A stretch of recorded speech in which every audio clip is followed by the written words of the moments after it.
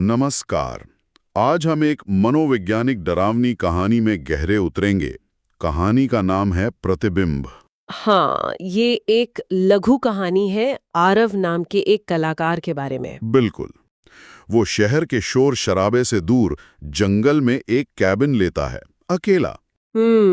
ताकि वो अपनी चारकोल पोर्ट्रेट की सीरीज पूरी कर सके। कहानी का पूरा माहौल इसी अकेलेपन और फिर मनोवैज्ञानिक तनाव पर टिका है। सही। और हमारा मकसद यही देखना है कि कैसे ये कहानी बहुत ही कम चीजों से, मतलब एक किरदार, एक लोकेशन और खास तौर पर एक आईना, इससे धीरे धीरे डर कैसे बनाती है। वो आईना कहानी का केंद्र है। हाँ, तो कहानी ऐसे शुरू होती है। आरव को चाहिए शांति, एकांत, अपनी कला के लिए। कैबिन काफी बेसिक है, शांत है, लेकिन उसमें एक पुराना आदमकद आईना है, दीवार में फिक्स। जिसे हटाया नहीं जा सकता। और यहीं पर मकान मालिक एक अजीब सी चेतावनी देता है।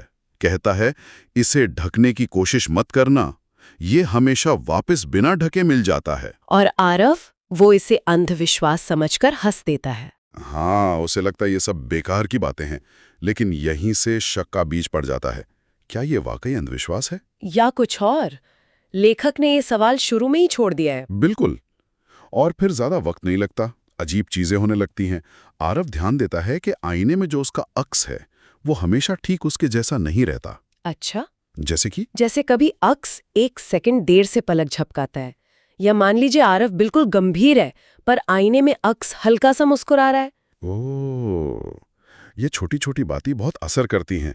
ये वो अनकैनी वाली फीलिंग है ना। हाँ बिल्कुल, जब कोई जानी पहचानी चीज थोड़ी सी अलग लगे तो और डरावनी लगती है। अपना ही चेहरा पराया लगने लगे। हाँ, बहुत बेचैन करने वाला है ये। और फिर आता है पहला बड़ा डरावना मोमेंट। एक रात आरव स्केचिंग रोक देता है, काम बंद। पर आईने में देखता है तो उसका प्रतिबिंब अभी भी स्केच बना रहा है, कोयले से कागज पर। अरे बाप रे! वो घबराकर पीछे मुड़ता है। कमरे में कोई नहीं, बिल्कुल खाली। ये एक टर्निंग पॉइंट है। अब आईना सिर्फ अजीब नहीं रहा। नहीं, अब वो एक्टिव लगता है, शायद खतरनाक भी। हाँ, जैसे उसमें अपनी कोई चेतना हो, जो अब आरव के लिए खतरा बन रही है, उसके अकेलेपन के लिए, शायद उसकी पहचान के लिए भी। इसके बाद तो आरव की हालत खराब होने लगती है। वो आईने को ढकने की कोशिश करता है, चादर डालता है। पर सुबह चादर करीने से तय करके रखी मिलती है। फिर वो काला कागज लगाता है, उसे चिपकाता है। और फिर उसी रात उसे कागज पर से हल्की खरोचने जैसी आवाज आती है, स्क्रिच स्क्रिच, जैसे कोई चित्र बना रहा हो। हाँ। और सुबह जो वो देखता है वो तो रोंगटे खड़े कर देता है। क्या देखता है? अपनी स्केच बुक में खुद के सोते हुए का एक परफेक्ट चारकोल पोर्ट्रेट, एकदम निखुत, जो जाहिर है उसने नहीं बनाया। ओहो, उसके हाथ कांपने लगते होंगे। बिल्कुल, उसका अपनी ही जगह पर अपने ऊपर से कंट्रोल हिल जाता है। ये जो आईने को ढकने की नाकाम कोशिशें हैं, ये उसकी बेबसी दिखाती हैं। और वो पोर्ट्रेट, वो सिर्फ डरावना नहीं है, नहीं, वो एक तरह की मनोवैज्ञानिक घुसपैठ है। मतलब डर अब बाहर नहीं, अंदर आ गया है, उसके पर्सनल स्पेस में, शायद उसके दिमाग में भी। और फिर कहानी पहुंचती है अपने क्लाइमैक्स पर।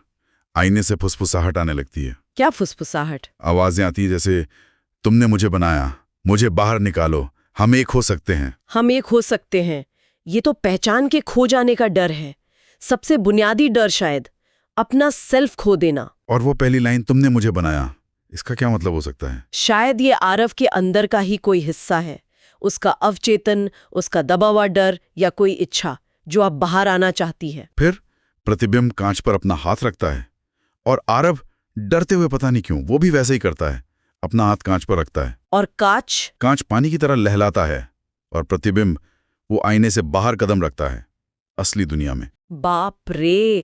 आईना जो अक्सर आत्मा या दूसरी दुनिया का दरवाजा माना जाता है, यहाँ वो सचमुच बन गया, आरव का ही कोई हिस्सा। शायद उसका डर अब एक जीती जागती चीज बन गया है। और अंत तो बहुत ही भयानक है। अगले दिन मकान मालिक आता है केबिन में। और उसे क्या मिलता है? केबिन खाली, बस आरव की स्केचबुक पड़ी है और आईना। आईने में क्या है?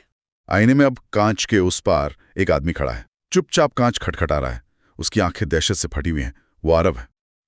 तो आरव आईने में कैद हो गया और उसका प्रतिबिंब बाहर आ गया। हाँ, तो कहानी का निचोड़ यही है, गैर अकेलापन, अपना ही अक्स दुश्मन बन जाना, दिमाग का संतुलन बिगड़ना। और आखिर में वो भयानक अदला बदली, पीड़ित खुद ही आईने में फंस जाता है। ये कहानी वाकई एक सिहरन छोड़ जाती है। बिल्कुल, आरव आईने में फंस गया ये तो साफ है, लेकिन एक बड़ा सवाल रह जाता है। क्या? उस प्रतिबिंब का क्या हुआ जो बाहर निकला? क्या उसने दुनिया में आरव की जगह ले ली, उसकी जिंदगी चुरा ली? या वो कुछ और था? हाँ, शायद आरव का ही कोई अंदरूनी अंधेरा हिस्सा जिसे उसने अनजाने में आजाद कर दिया। कहानी यहीं खत्म हो जाती है। हमें सोचने पर मजबूर करती है कि उस बाहर निकली चीज का असली रूप क्या था और उसके आने के नतीजे क्या होंगे।